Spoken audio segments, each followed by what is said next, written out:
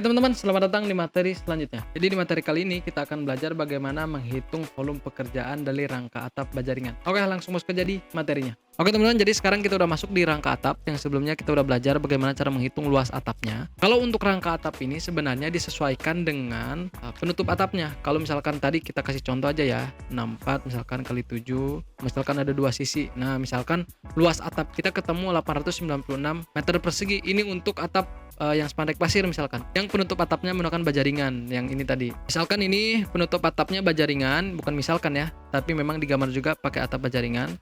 Sedangkan penutup yang ini kan beda nih. Penutup yang atap ini dia pakai galvalum tadi ya. Nanti kita cek di detailnya nih, rangka hollow galvanis malahan nanti kita pakai galvanis yang ini. Nah, untuk yang ini tadi, yang untuk rangka atap baja ringan ini, dia analisnya per meter persegi. Jadi bukan per hitung batangnya, enggak.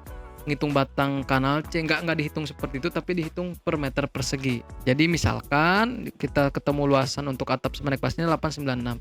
Nah, untuk rangka atap baja ringan seperti apa? Nilainya pasti sama. Jadi dihitung luas atapnya saja. Contoh, teman-teman bisa sama denganin aja dengan yang nilai yang ini atau copy aja yang ini juga nggak masalah gitu. Rangka atap baja ringan. Sekarang untuk perhitungan rangka atap hollow galvanis. Kita bisa bikin analisisnya nanti ketika memang ASP-nya tidak ada, kita buat aja. Kita ambil juga per meter persegi. Luasnya seperti apa? Luasnya pasti sama dengan atap fiber ini. Nah, ini misalkan satu sisi ya. Ini kalau kita isi ya dua sisi. Kalau atap yang fiber bening tadi.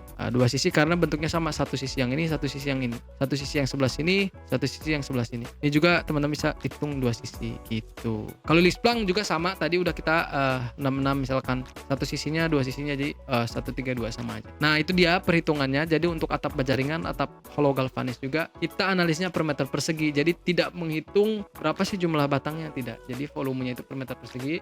Itu berdasarkan analisa harga satuan pekerjaan. Jadi di analisa nanti dicek ternyata per meter persegi itu membutuhkan baja ringan berapa, misalkan di situ baut juga berapa, itu udah ada untuk dianalisa. Jadi gitu aja teman-teman untuk menghitung volume pekerjaan rangka atap baja ringan dan rangka atap hollow galvanis. Pesan dari aku untuk teman-teman, semangat terus belajarnya dan sampai jumpa di materi selanjutnya. Terima kasih.